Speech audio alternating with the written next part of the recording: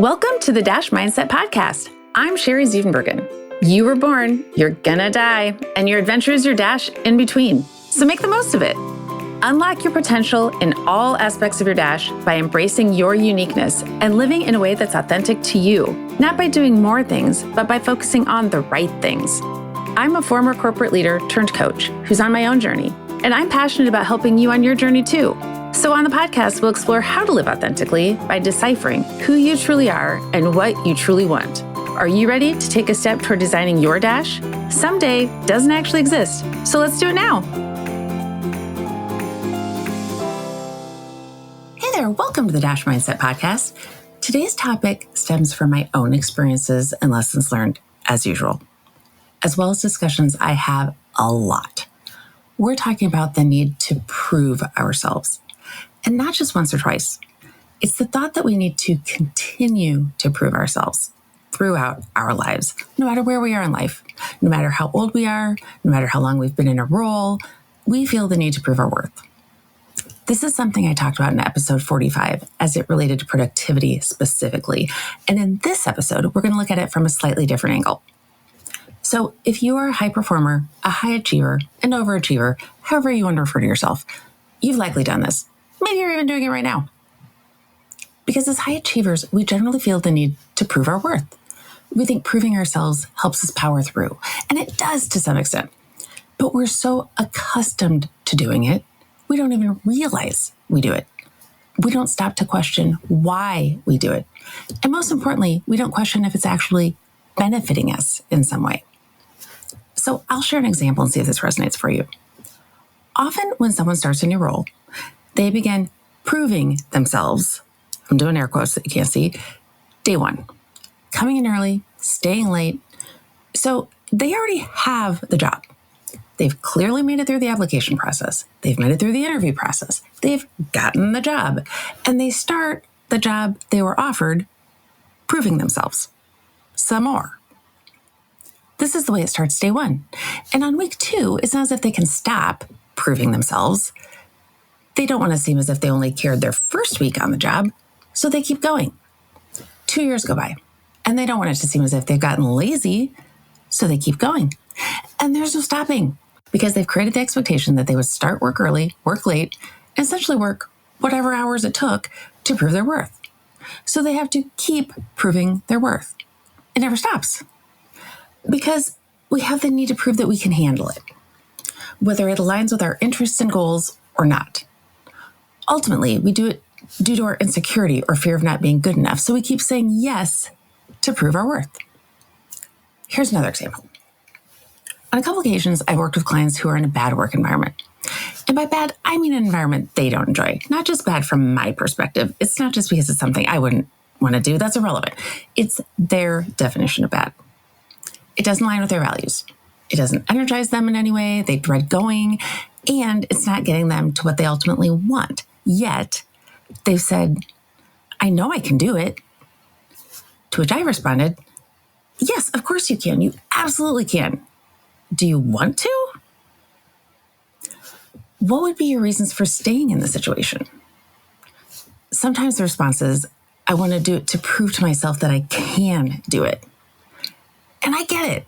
Like I said, a lot of this is from my own experience. But at what cost?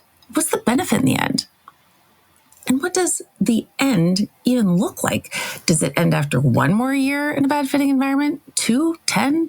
At what point will you feel as if you've proven to yourself that you can do it? And then what? 2 more years doing what you don't want to do, which is 2 more years not doing what you do want to do. And I'm not referring to something that's challenging but will ultimately be beneficial in some way. This isn't about committing to a workout plan or working through a hard relationship they want to save. This is about proving to themselves that they can handle working in a particular situation, often with no other benefit in sight. So, more evidence supporting just how complicated we humans are. Not only are we wanting external validation, we're looking for internal validation from ourselves as well, which can be even more exhausting because we are our own harshest critics. And to ourselves, we're often never enough. There's no finish line. So now I would love for you to ask yourself if you have ever been in this situation. And if you have, what was the end result? What was the benefit of proving yourself to yourself? Usually, the need for self-validation leads us to feeling burned out and stuck. Because when we feel like we have to prove something to ourselves, we're often overcommitting and overextending. And that leads to burnout. Whether we're proving ourselves to ourselves or we're proving ourselves to others, it can become a never-ending loop of, I can do more, so I must, without considering what we actually want. It's a mindset that limits our ability to step back and to reflect. It limits us from realigning with our true values and goals, especially because we have a tendency to believe it's sustainable when it's not. But continually trying to prove something, whether to ourselves or to others, just keeps us in a cycle of doing more without feeling fulfilled. And the result is often constant busyness with little sense of accomplishment, chronic stress, which can lead to burnout, and overall a sense of emptiness, no matter what our achievements appear to be from the outside. So, if this is happening to you, what can you do about it? Especially since it's something you likely don't even recognize you're doing. It's a matter of noticing. Each time you ask yourself, can I do this? It's a matter of reframing it and asking instead, do I want to do this? Is this aligned with what I really want? Is this aligned with what energizes me? So rather than proving, ensure you're consciously choosing instead. Because that shift leads to making intentional choices.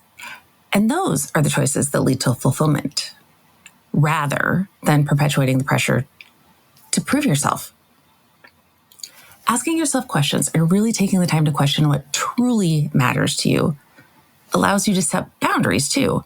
And setting boundaries to create space for what really matters, because when you know what to say no to, you make room for the yeses that truly align with your values and what matters to you most. Regularly check in with yourself and simply ask, is this worth my time and energy? It's not about proving yourself either to others or to yourself. It's about aligning your choices with what you truly want and what truly matters to you most. So this week, reflect on where you're still trying to prove yourself and what it's costing you. What's one area where you can choose alignment instead of proving? What are some boundaries you can set? What will make it easier for you to intentionally choose the path you actually want to be on? The one that will be most fulfilling to you.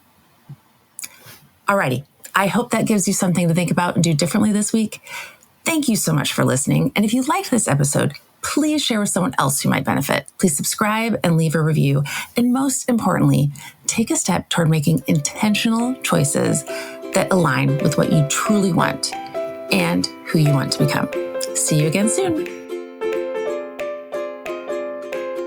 Thanks so much for listening to the Dash Mindset Podcast. If you enjoyed this podcast, please subscribe on your favorite podcast player, tell your friends, and leave us a review. Follow me on my social media platforms highlighted in the show notes, and get in touch with me at thedashmindset.com. Share the topics you'd like me to explore in future episodes. Thanks again for listening to the Dash Mindset Podcast. We'll see you next time. Design and differentiate your Dash your way and make today amazing.